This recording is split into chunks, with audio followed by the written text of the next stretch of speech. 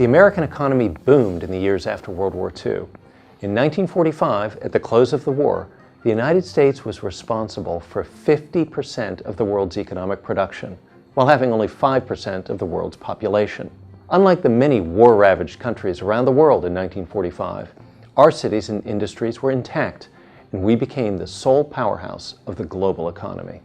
During World War II, the United States had dedicated the vast proportion of its industrial plant to military uses. As the government rationed consumer goods, those working in the factories saved a large portion of their wages and bought war bonds. After the war ended in 1945, there was an immense boom in consumer goods production, as the nation's factories made the transition from military to civilian uses.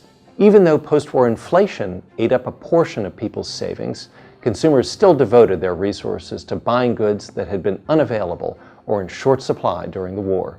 The federal government accounted for 45% of the nation's economic expenditures in 1945, the last year of the war, but only 13% 2 years later in 1947.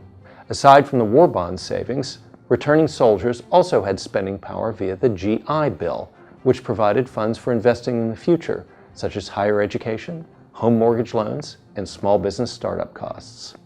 Widespread optimism about their financial futures accompanied the great baby boom of the post-war years. So many children were born that the rate of increase of the American population doubled to almost 2% per year. The housing challenge presented by this development was met by suburbanization. Millions of single-family homes were built on the outskirts of cities, with workers commuting to the office or factory by car as groceries and consumer goods became available at car-accessible shopping plazas and then shopping malls. Cities became linked together via vehicular traffic with the creation of the interstate highway system in 1956. Advertising in the 1950s accounted for as large a share of the American economy as did new car purchases, and recreation expenditures surged, with Disneyland attracting vacationers from across the nation. However, economic growth was not consistent in the 1950s. There were 4 recessions between 1949 and 1960, and structural unemployment, the number of unemployed at the peak of each business cycle, kept rising throughout the decade. Youth unemployment was very high, peaking at 18% in 1958. The rate of African American unemployment was double that of whites, and unions remained inhospitable to welcoming African Americans into all of their organizations. Tax rates were also very high in the 1950s.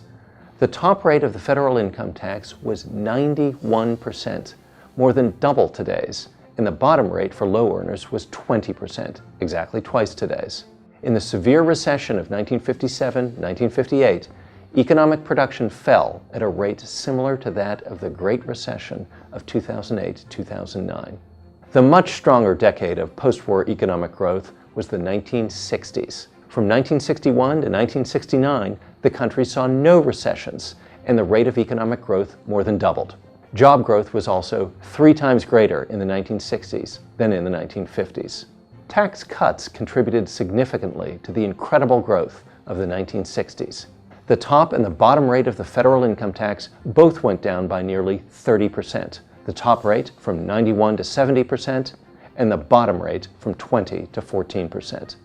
All of these booming years seemed remarkable, especially since most people at the time could remember the difficult years of the Depression and World War II. By the mid-1960s, it was common for Americans to call what they were experiencing post-war prosperity.